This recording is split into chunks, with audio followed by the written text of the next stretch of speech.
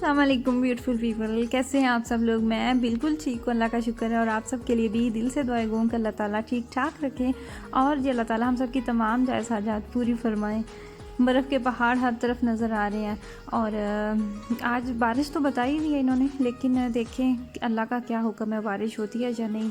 और बच्चों की तो मौजें लगी हुई हैं, बच्चों को तो ना सर्दी लगती है ना ही गर्मी लगती है और बस अब सब बारिश का ही इंतज़ार कर रहे थे। और मुझे एक बात वो बड़ी शिद्दत से याद आ रही थी कि एक इसमें ना जोक सा कुछ इस तरह का ना बना हुआ था, तो मैंने कहीं पे पढ़ा कि हम ऐसी कौम है, हमें सर्दियों में गर्मी चाहिए और गर्मियों में सर्दी चाहिए।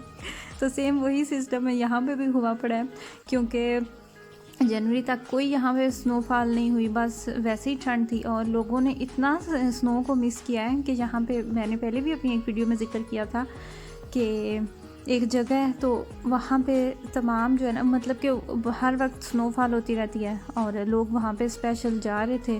और जनवरी के पहले हफ्ते में, दिसंबर के लास्ट वीक था दिसंबर का और जनवरी का फर्स्ट वीक था, तो वहाँ पे इतना ज़्यादा रश हो गया, इतना ज़्यादा रश हो गया कि उन्होंने उस जगह को वहाँ पे ब्लॉक कर दिया, सील कर दिया कि ये कोरोना की वजह से, कुछ लॉकडाउन भी चल रहा था लेकिन लोगों के ज़्यादा रश होने की वजह से उन्होंने ऐसा कर दिया। तो फिर हमारा भी प्रोग्राम था और सिर्फ इसी वजह से कैंसिल हो गया। तो अब वहाँ पे लोग जा रहे थे इंजॉय करने के लिए और यहाँ पे जिस एरिया में हम हैं यहाँ पे सबसे ज़्यादा स्नोफॉल हुई है। तो अब लोग इंतज़ार में है कि कब ये बर्फ़ जो है ये ख़त्म होएगी। और ये देखें फाइनली अल्लाह ताला का शुक्र है, बारिश स्टार्ट हुई है, हो रही है बारिश, ज़्यादा तो नहीं हुई लेकिन हो रही है। और ये देखें हर तरफ अब जो बर्फ़ है ना वो मेल्ट होना स्टार्ट हो चुकी है। ये देखें शुक्र किया है, ज़्यादा तो नहीं हुई लेकिन टेम्परेचर जो है वो भी माइनस से प्लस हो गया था, 1 पे आ गया था टेम्परेचर। और आज तो ठंड जो है वो पहले की निस्बत काफ़ी कम है। आज मैं जब जा रही थी बाहर वॉक पे तो मैंने देखा कि बिल्कुल फील ही नहीं हो रही थी ठंड बनिस्बत के जो पिछले दिनों में इतना बाहर बंदा अगर जा रहा था तो ऐसे फील हो रहा था कि जैसे नोज़ तो आपके साथ है ही नहीं फ्रीज़ हो गई है। और जी मुझे करना था अपना किचन क्लीन और उससे पहले मैंने क्या किया कि जब मैंने वो सारा लिक्विड वगैरह डाल लिया तो फिर मुझे याद आया कि मैंने तो ये आप लोगों के साथ दोनों बॉटल्स शेयर करनी है, आपको दिखाना है मैं, क्योंकि लास्ट वीडियो में मैं भूल गई थी। तो मुझसे मेरी काफ़ी प्यारी प्यारी सिस्टर्स ने पूछा भी था कि बॉटल तो दिखा देती ना।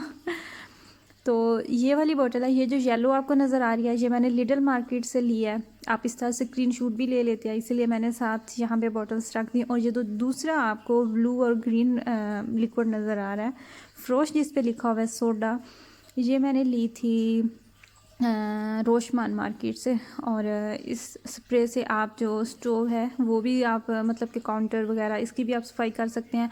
आप जो आपकी अलमारियाँ कैबिनेट्स हैं उनको भी आप क्लीन कर सकते हैं। फैट कहीं पे भी लगा हुआ है तो आप इसको पहले स्प्रे कर दें और बाद में आप इसको साफ़ कर लें। लेकिन जो ज़रूरी चीज़ है ना, जो मुझे लगता है वो ये कि आप स्प्रे करके उसको फ़ौरन से नहीं क्लीन करें, उसको थोड़ी सी देर दें, उसको छोड़ दें। मैंने यहाँ पे हार्डली इसको 15 मिनट्स दिए थे क्योंकि मुझे और भी काम था, तो फिर मुझे ये था कि मैं जल्दी से ये ख़त्म कर दूँ। और यहाँ पे थोड़ा सा जो है ना वो रह गया था, प्रॉपर्ली जो है वो यहाँ से साफ़ नहीं हुआ था, तो दोबारा मुझे इसको इस तरह से स्क्रब करना पड़ा। 15 मिनट जब आप देते हैं ना तो स्प्रे भी आप कर देते हैं और साथ में ये जो येलो बॉटल में लिक्विड है ये भी। उसके बाद आप जब इसको 15 से 20 मिनट बाद इस तरह स्क्रबर की मदद से साफ़ करते हैं तो यकीन करें इतना साफ़ और क्लीन हो जाता है ना। ये वाला जो आपको मेरा चूल्हा नज़र आ रहा है ना ये काफ़ी पुराना है, मतलब कि काफ़ी अरसा इसको हो चुका है, लेकिन ये देखिए यहाँ पर इतना ये क्लीन नज़र आ रहा है। लेकिन इसकी बड़ी सहूलत है, काफ़ी ज़्यादा आपको जो लिक्विड्स हैं इस तरह के मार्केट्स में बड़ी आसानी से मिल जाते हैं। सफाई के लिए इतने डिफरेंस पड़े हुए हैं, लेकिन वही बात कि जो आपने अगर यूज़ किया होता है तो उस पर फिर आपकी तसल्ली होती है, यकीन होता है कि ये इस तरह साफ़ कर देता है। या फिर किसी का अगर कोई एक्सपीरियंस हो चुका हो, किसी को कोई अच्छा लगा हो तो वो फिर ज़रा आसानी हो जाती है, सेटिस्फेक्शन होती है। वरना तो इस तरह की कितनी बॉटल्स होती हैं जो ला के तो फिर वेस्ट करना पड़ते हैं, जो कि आपके काम नहीं आती। एक और भी बॉटल है वो भी मैं इंशाल्लाह ताला आप लोगों के साथ शेयर करूँगी, वो मिट्टी के लिए बहुत अच्छी है। मिट्टी से मुराद ये कि कोई भी किचन में अगर वाइट कलर होता है तो आपको पता है क्लीन बार बार करने से उसके फिर भी उसके ऊपर दाग जो है वो रह जाते हैं। तो वो भी मैंने लिडल से लिया था, वो मैं इस वीडियो में तो नहीं आपके साथ शेयर कर सकी, लेकिन सून मैं वो भी आपको बताऊंगी।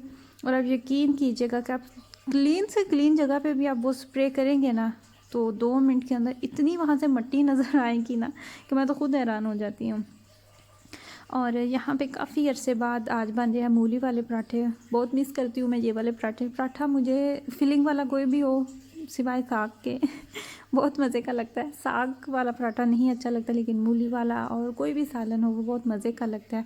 और यहाँ पे वही हो रहा है। और सर्दियों में मूली के पराठे पाकिस्तान में, और साथ में लस्सी जो मिलती है ना, वो तो फिर बहुत ही मज़ा आता है। और वहाँ पे जो फिर आपको सब्जियाँ मिलती हैं वो भी बियो होती हैं, घर की बनी हुई होती है, केमिकल से साफ़ पाक सारा कुछ होता है।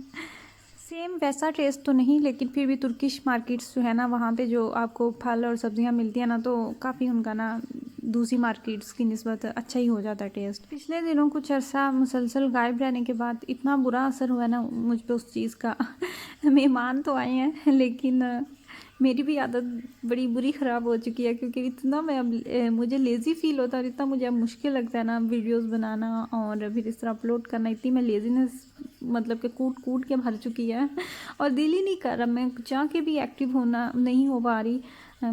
बस कहते हैं ना कि आदत ख़राब हो जाती है, आदतें बिगड़ जाती हैं। तो ये भी मेहनत का काम है, आपको बहुत मेहनत लगती है वीडियोस बनाना, क्लिप्स इकट्ठे करना, फिर उनकी कटिंग करना, तो फिर इस तरह। लेकिन मैं कोशिश कर रही हूँ कि मैं दोबारा से रूटीन पे आ जाऊँ। अभी साथ साथ आप लोगों के लिए क्लिप्स जो हैं वो जमा कर रही हूँ। तो आई होप कि ये वाली जो लेज़ीनेस है ना, ये भी मेरी ख़त्म हो जाए, क्योंकि मैं बिल्कुल भी नहीं छोड़ना चाह रही अपनी वीडियोस बनाना, और अपने यूट्यूब चैनल को मैं तनहा नहीं तन्हा नहीं छोड़ सकती। तन्हा ही है, थोड़ा सा काफ़िला तो है साथ, लेकिन अनकरीब इंशाल्लाह ताला लंबा हो जाएगा, बड़ा हो जाएगा।